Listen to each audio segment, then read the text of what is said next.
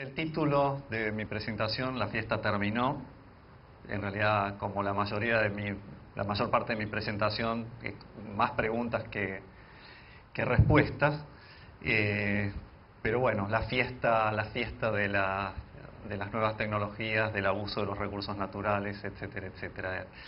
¿Y qué tienen que ver los artistas con todo esto fundamentalmente? Pero para ir en la secuencia lo más rápidamente posible, y obviamente no soy un experto en temas ambientales ni ecológicos, ni mucho menos, sino más bien una persona interesada y preocupada por el tema. Así fue que poco a poco, viéndome envuelto cada vez más en este interés, y cuando empezamos a proponer en CEIARTE la generación de esta jornada, uno empieza a ver y a interesarse y a leer y a estudiar cada vez más, y uno ve, bueno, qué lindo el tema del medio ambiente, qué simpático si no hacemos algo. En Canadá uno se la pasa viendo que, bueno, dentro de 30 años no tenemos más pescaditos para comer, que está todo bárbaro, pero parece ser que es en serio, y que, bueno, capaz que Londres queda congelada de acá a unos 20, 25 años, pero claro, nadie sabe muy bien, y como por ahora los desastres no son tan terribles, uno no sabe si es el mensaje pesimista general, por lo menos enviado desde ciertos lugares del mundo, o cuál es la situación. Y a veces es difícil ir visualizando cuál es la problemática real. Pero uno de los temas cruciales es que en este balance de las cosas, la versión en inglés del simposio Equilibrio-Desequilibrio, Balance and Balance.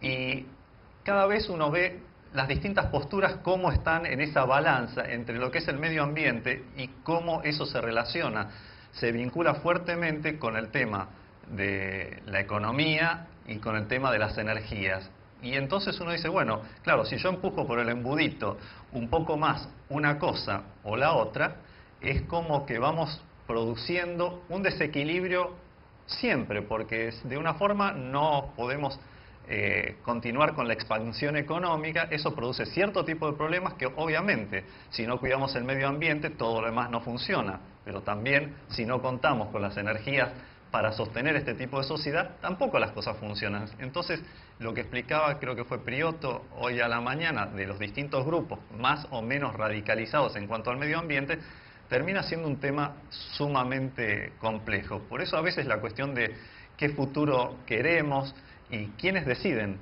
el futuro. ¿Es que nosotros haciendo esto vamos a decidir algo? ¿Es que lo define un gobierno? ¿Es que lo definen, como se comentaba hoy a la mañana, es que lo deciden las grandes corporaciones? ¿Quién lo decide? Como dije, o sea, va a haber muchas preguntas y pocas respuestas. Pero las respuestas va a haber en algún momento que encontrarlas, o bueno, cada acción o inacción tiene sus consecuencias. ¿Qué hacemos para el futuro?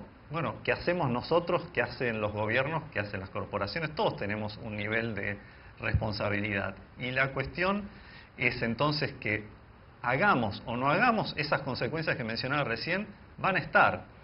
Más allá de quién genera las consecuencias, si la humanidad, los seres humanos, si las causas físicas, naturales, si un conjunto, etcétera.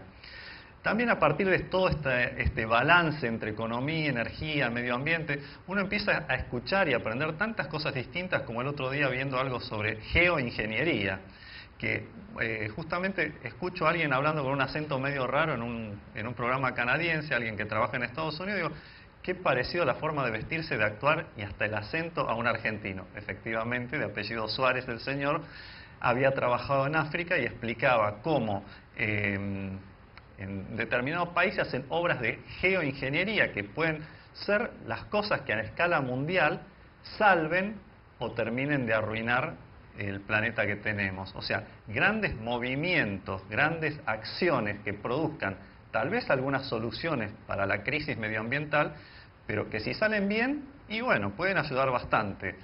Pero no están muy seguros los que están hablando de estos temas cuán bien puede funcionar, dado que el nivel de complejidad de los sistemas de los que estamos hablando es altísimo. Por lo tanto, dicen, y bueno, pero si sale mal vamos a estar mucho peor. Bueno, es realmente eso, un sistema de suma complejidad. ¿Somos todos vulnerables del mismo modo? En algún momento hoy se hablaba del tema de los países en vías de desarrollo y aquellos que están desarrollados. En general, cuando hablamos de eso, hablamos de situaciones económicas, de historia y de la política que tiene que ver con todo esto. Por eso, si vemos en este cuadro quiénes son los más o menos vulnerables, bueno, nos va quedando bastante claro cuáles son las situaciones en el mundo. En este caso hablan de inundaciones, ciclones tropicales, etcétera. Y siempre estas cosas parecen como muy lejanas, hasta que uno, depende del país donde esté, a pesar de que tenemos internet y todo lo demás, igual llega más información en ciertas regiones que en otras. Cuando uno está en Canadá, por ejemplo, hay mucha vinculación con África, uno escucha muchas cosas de África. Cuando está en Argentina, escucha otras cosas, cuando está en Estados Unidos, escucha otras cosas, etcétera, etcétera.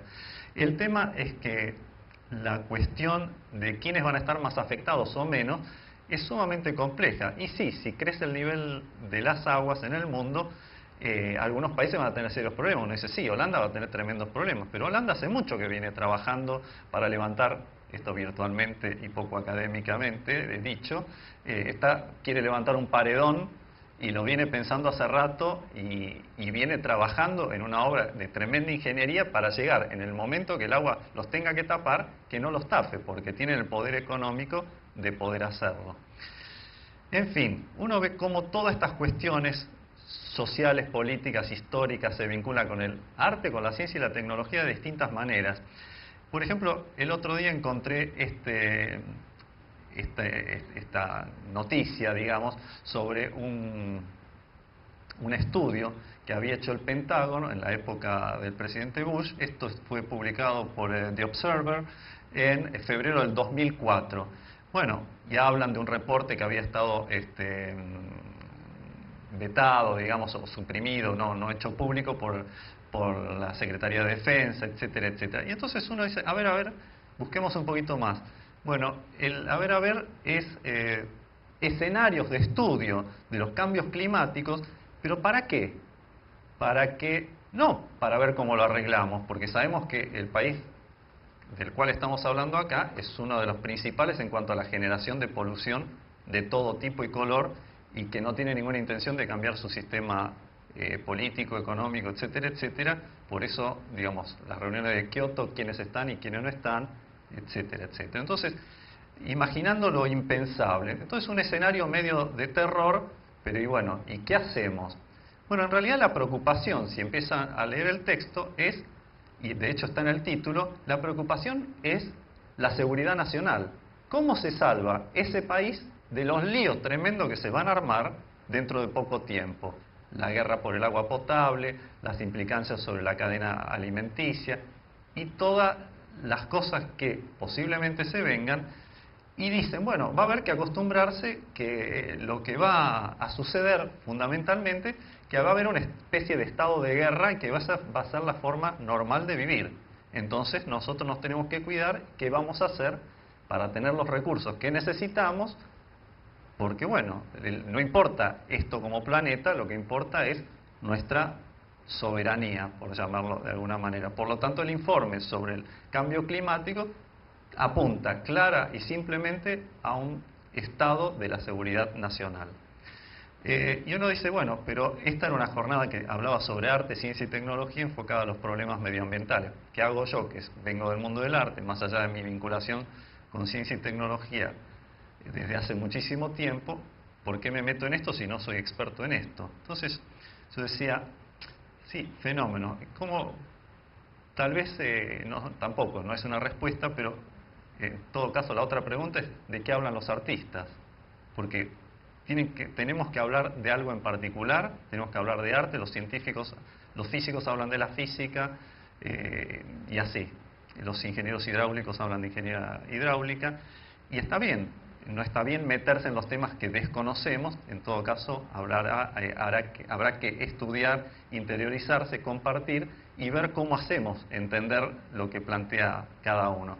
Pero siempre me planteo esta duda de qué deberían o qué deberíamos hablar los artistas. Y en estas vinculaciones, lo que decía Ailín, lo que decía mucha de la gente que estuvo hoy, en cómo crear estos puentes entre distintas áreas.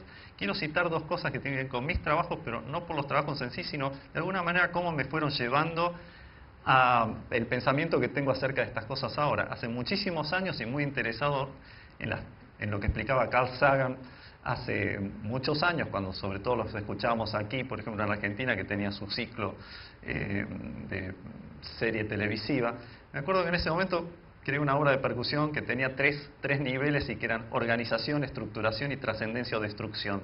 Y esto se vinculaba en realidad en las teorías de Carl Sagan, que como puse de alguna manera abajo, es la organización que conduce a un orden primario, evoluciona hacia una estructuración gradualmente más compleja, impulsando a las civilizaciones a trascender a un estadio superior o a la autodestrucción.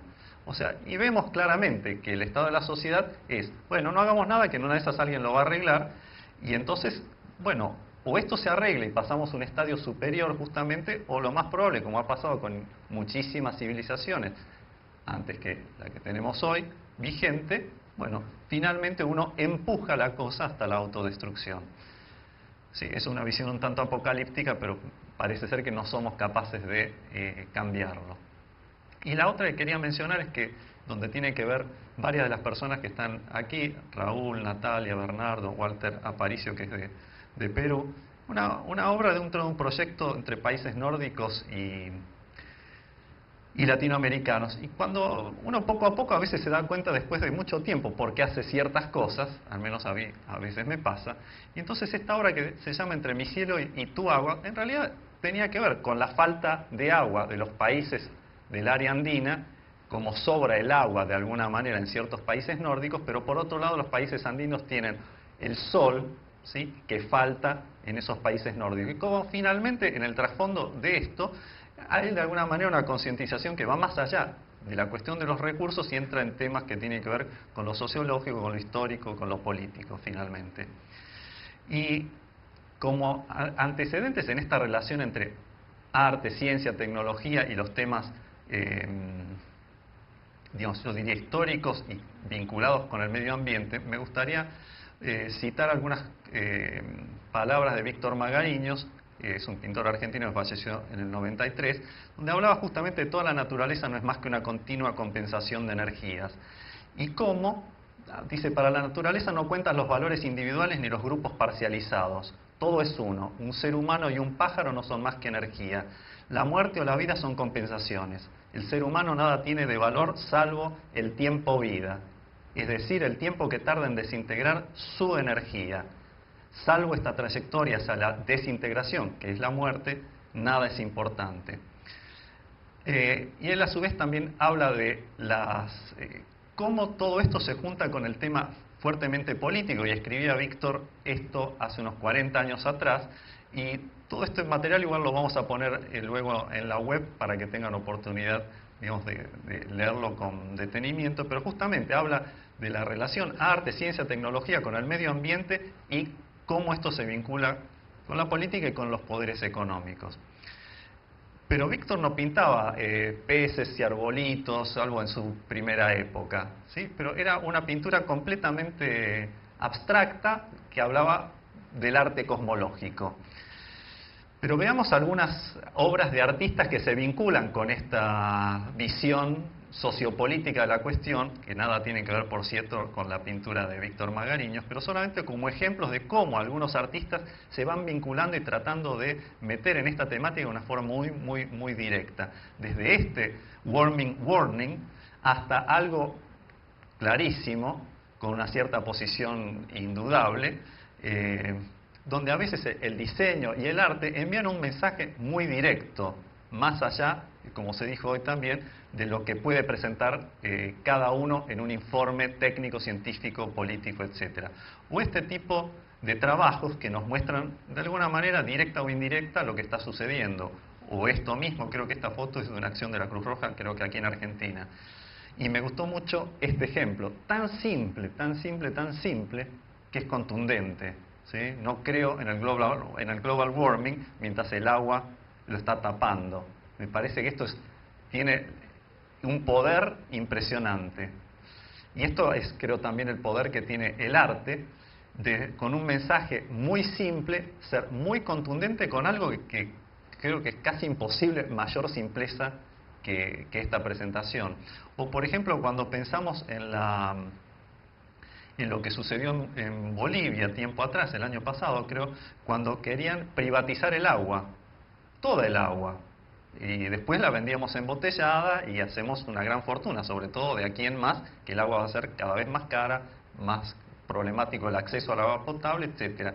Los artistas tuvieron un rol fundamental en revertir este proceso, en detenerlo y que las cosas empiecen a cambiar. Rápidamente, y después podemos ver mayor información, pero este es el sitio parte del sitio de la Academia de Ciencias de California, del doctor Rupnarin, a quien tuve oportunidad de conocer y escuchar hace poquito, y él habla justamente, bueno, parece ser que hay gente que piensa que no, que el calentamiento global, bueno, ya no está tan mal la cosa. Y entonces él como científico dice, bueno, así que apareció nueva evidencia, no sabía, porque hay una cantidad de cambios políticos que él mismo en su país dice, ¿cómo? A los científicos no nos avisaron nada que ahora las cosas están mucho mejor que antes. Y entonces uno empieza a ver cómo a nivel político empiezan a aparecer cosas insólitas y distintos partidos dentro de un mismo país, cosas que decían antes las van cambiando. En este caso son, digamos, los republicanos, los demócratas y los independientes en Estados Unidos. Bueno, es muy serio el problema del global warming, y bueno, según si uno es republicano o demócrata o independiente, piensa distinto. Pero también y uno si es del Tea Party, o sea, el más extremo que ha aparecido ahora, casi nadie cree en el global warming. Se ve que la mayoría que se afilió al Tea Party son todos científicos y han estudiado largamente el tema. No es que yo lo haya hecho lo suficiente, solamente me llama la atención como planteo global, cómo el afiliarse o el estar ligado a una visión política inmediatamente nos asocia y nos va cambiando la cabeza durante el tiempo. Porque además, si uno ve a lo largo de los años 2006, 2008, 2010, uno va viendo cómo las mismas personas que antes decían, y sí, hay que invertir en energías alternativas, años después dicen, y no invertamos en energías alternativas, ¿para qué? Si la cosa va mejorando. Es notable. Entonces uno dice, el arte y la sociedad. Obviamente, voy a pasar por esto muy rápidamente, pero el arte y la sociedad, el rol del artista en la sociedad, el rol del arte como comunicación, no es que uno tenga que seguir este modelo o aquel modelo, son muchas las posibilidades que tenemos, pero creo que sobre todo la cosa, acercándonos un poco al pensamiento de John Cage, es el abrirse a una cantidad de cosas y no estar siempre limitando, delimitando, definiendo, y con esa definición, no por ser amorfo y no poner límites, que la cosa todo vale, pero a veces demasiada clasificación y límites también nos limita en una cantidad de cosas y nos impide ver una cantidad de cosas. El arte como comunicación, podemos pensar, el arte siempre es comunicación o no, pero básicamente podemos pensar en un mensaje más directo, un poco como los diseños y obras que estábamos viendo hace un rato, o algo mucho más indirecto y abstracto. Finalmente, este pensamiento, si el arte debe ser funcional, cada artista y cada persona decidirá esto de alguna manera. Lo que sí me parece que más allá del pensamiento individual, el asunto es que el artista en general es como, bueno, yo soy artista, yo hago lo que quiero y para eso me dedico al arte, porque yo no dependo de nadie y el mundo es mío y yo soy libre y digo lo que quiero, etcétera, etcétera. Ayer justo a la noche veía un documental sobre Lennon un ratito y veía, bueno, cómo no necesitando ni más dinero, ni más poder, etcétera, etcétera, en los años 70, cuando está en Estados Unidos, se vuelca hacia los movimientos, digamos, sociales que tienen que ver con la paz, etcétera, etcétera. ¿Necesitaba hacerlo? Supongo que no. Supongo que era una cuestión de en qué creía. Entonces, el rol del artista puede cambiar con cada uno y no necesita estar a veces, como sucede cuando uno estudia arte, a veces, que vive como en una burbuja pensando que el arte está fuera del mundo. Y la generación de códigos me parece una cuestión fundamental. Cuando nos reunimos sociólogos, educandos, artistas, científicos, tecnólogos, etcétera, etcétera, tenemos que encontrar códigos comunes. Si no, no tiene mucho sentido, y eso es lo que uno trata de hacer en este tipo de encuentros. Yo creo que también el artista tiene una responsabilidad, y por eso el rol de aislarse y decir, bueno, yo soy bohemio y a mí no me afecta el mundo, estoy como en una realidad paralela, está muy bien para quien quiera hacerlo, pero como definición general de artista, me parece que hay muchas posibilidades y que el artista tiene que tener una responsabilidad en la sociedad como todo el mundo. Y uno elige ser artista. A nadie en general le dicen, vos tenés que ser artista, salvo algún caso aislado.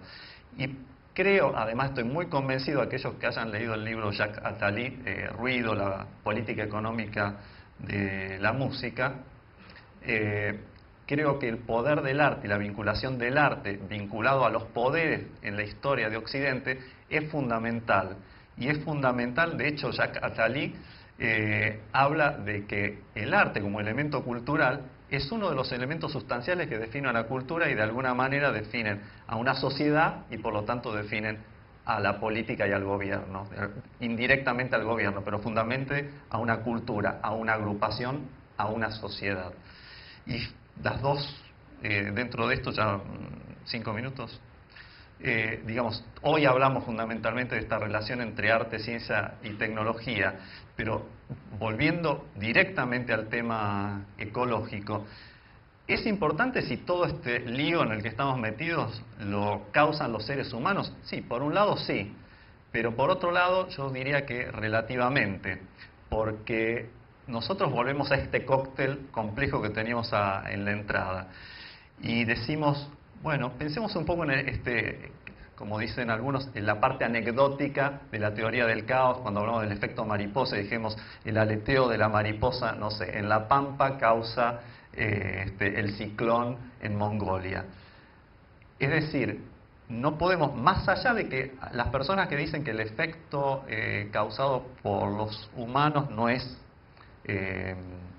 no tiene importancia con respecto a lo que está siendo causado por efectos físicos. Supongamos que tuviesen razón. ¿Es que eso significa que nosotros podemos hacer cualquier cosa? ¿Quiere decir que la tala indiscriminada de árboles no afecta a la Tierra? ¿Quiere decir que emitir cualquier cosa hacia la atmósfera no causa ninguna consecuencia? Realmente, digamos, yo creo que un nene de 6 años, y lo digo por experiencia, entiende eso bastante claramente, que no se puede hacer cualquier cosa, porque el entorno cambia, nos guste o no nos guste. Quiere decir que finalmente todo eso afecta a la Tierra. Entonces, no importa en realidad si la principal causa son los efectos físicos naturales, me parece que de un modo u otro está en nuestras manos el ver si hay alguna posibilidad de cambio. Si no podemos cambiar nada, bueno, veremos qué pasa. El asunto es que si somos conscientes de que se necesita un cambio y definitivamente no hacemos nada, me parece que ahí sí está la cuestión más grave. Por eso, digamos, el planteo si la fiesta terminó, la fiesta yo diría del exceso, y yo me pregunto, ¿terminó la fiesta del exceso? Por lo que yo veo, no terminó. Y por eso un poco mi motivación a, junto con todo el equipo de CEDIARTE, armar una jornada como esta, que será una gota en el océano, pero me acuerdo que escribí hace un tiempo, después de terminar un largo trabajo de investigación, sobre un dicho muy conocido que es: el camino de 1000 pasos empieza por el primero. Yo estoy convencido que es así, si no, no haríamos nada de lo que hacemos en CEDIARTE o muchas de las otras actividades que cada uno de los miembros las hace. Seguramente será una gota en el océano, pero si no tomamos ninguna iniciativa, yo creo que la fiesta se va a poner muy complicada. Por eso, digamos, me parece que nosotros como artistas y a través del arte también tenemos un rol en este mundo que aparentemente está en equilibrio, pero el equilibrio está pendiente de unos hilos tan débiles que creo que nada tiene garantía de que al día siguiente o dentro de un rato va a permanecer lo que tenemos en este momento. Es una visión un poco complicada, pero me parece que es importante que hagamos algo. Nosotros empezamos por esto, pero obviamente es un detalle en medio de la crisis que tenemos. Muchas gracias.